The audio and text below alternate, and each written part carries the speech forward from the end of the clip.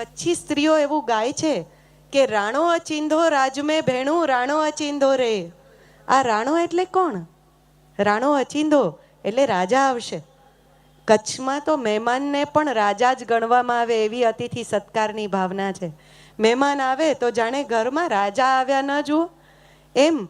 મહેમાનને ઉતારા શું આપશું, મહેમાનને ભોજન શું આપશું, એ બધી જ વાત એ સ્ત્રીઓ જ્યારે ગરબા ગાતા ગાતા કરે ત્યારે આપણે તો જોતા જ રહી જઈએ. હા, તો ચાલો એ રંગને હવે જોતા રહી જઈએ.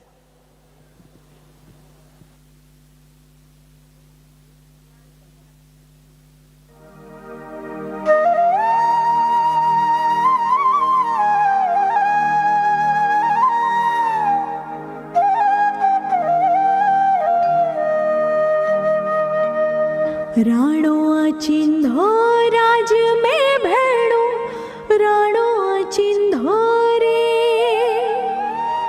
राणो अचिंधो राज में भेणु राणो अचिंधो रे. पै फूले जी फर रे राणा रोने अजोणी रात.